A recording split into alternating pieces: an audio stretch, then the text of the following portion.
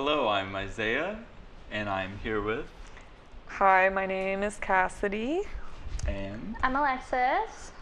and we just watched Swan Song, which told the story of this older man, and he was really big in fashion, and he was a hairstylist, but now he's grown older and he's just kind of withering away at this retirement home until he gets the opportunity to do the hair of one of his previous clients. What did you guys think of the fashion in the movie? Very much giving like the old queer style. Like he was all suited up in a pantsuit.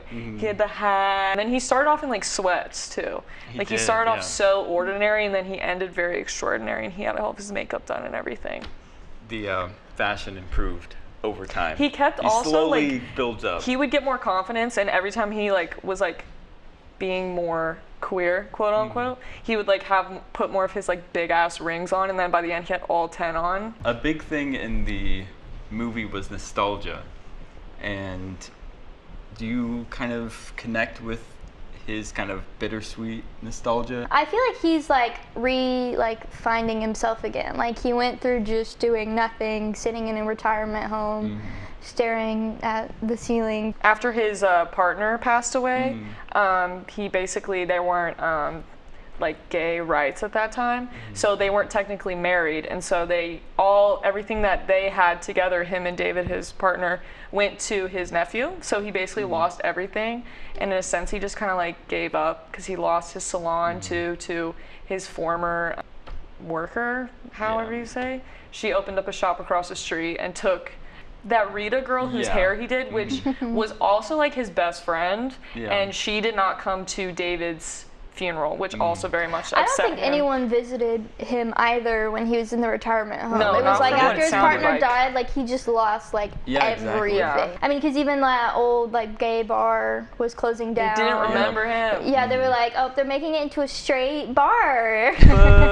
Would you guys say it ended on a happy note though, even though he does die at the end? I think so, because he was really worried about his legacy in the town not being brought on. But I think at the end, whenever he was talking to Rita's grandson, and who was also gay, and when he came out, Pat was an inspiration to him, even though he never met him. And after he realized that even if his legacy was small, even if he helped one person or whatever, that it was fine. Because he was really you're important to me, and then he was like, for sure. And then he died. I want to give a shout out to the drag scene, because they played one of RuPaul's songs.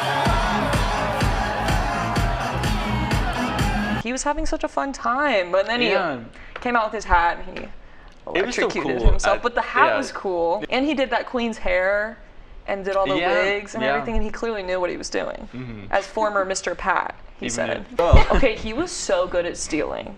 He was. He stole, first off, from that store 5 different hair products. Backpack. His hat, he just took that Crown Royal and walked out the door. The scooter, the motorized scooter, the teal one, when he was driving on the road, he literally just took it. It was parked outside the store. Yeah, he just took it. Okay, low-key people who ride in those do act like that. What would you say your favorite and least favorite character? Favorite would be probably the OG Pat. I mean, we followed his whole journey.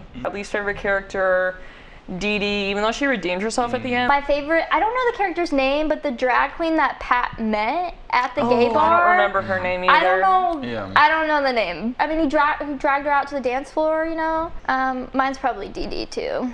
I mean, she was like, you can't have them. He did make Rita look so good compared to what she looked like. She was slaying. I just don't her know dead how body he processed her hair that quickly. Yeah. Literally, he bleached her hair to white, and it was black. Your hair color. That was crazy. I can't do that in one sitting. Well, she's dead, so respectfully, her hair's not going to get done again. So you might as well just bleach the hell out of it. Yeah. What are our final ratings for Swan Song? I would give Swan Song. Are we going 1 to 5, 1 to 10? We'll go to 10. We'll go to 10.